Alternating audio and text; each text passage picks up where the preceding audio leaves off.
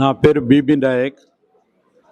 నాకు ఒక last 1.5 year నుంచి కొంచెం కిడ్నీ ప్రాబ్లం వచ్చింది. ఇంగ్లీష్ డాక్టర్లకు చూపిస్తే వాళ్ళు 4-3 దాటిన తర్వాత డయాలసిస్ చేయాలన్నారు. మొన్న జూన్ నుంచి డయాలసిస్ స్టార్ట్ చేసాం, వారానికి 3 సార్లు.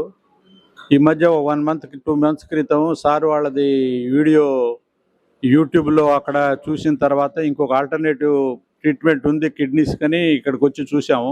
డాక్టర్ గారితో మాట్లాడితే ఒక 20 రోజులు రెగ్యులర్గా చేయించండి, ఆ తర్వాత వారానికి ఒకసారి రండి అంటే నేను చేయించాను. రెగ్యులర్గా చేయించిన తర్వాత లాస్ట్ మంత్లో నేను చెకప్ చేయించుకుంటే నేను ఇక్కడ రాకముందు 6.5, 6.8 ఉన్న క్రియాటిన్ మొన్న నేను చెక్ చేసినప్పుడు 5.6కి వచ్చింది, 1.2 తగ్గింది.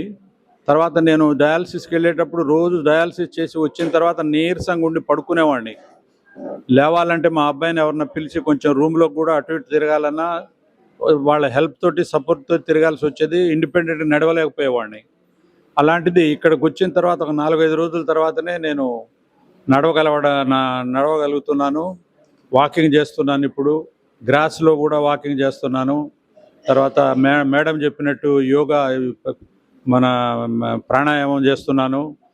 తర్వాత ఇప్పుడు సార్ చెప్పినట్టు మన చప్పటి సాల్ట్ లేకుండా కూరలు, అవి శాండ్విచ్లు అవి ఇవన్నీ తినేసి సార్ ఏమేమి చెప్పారో అవన్నీ తప్పకుండా పాటిస్తూ నా ఆరోగ్యాన్ని ఈ 1 మంత్లోనే చాలా యాక్టివేట్ చేసుకున్నాను నేను.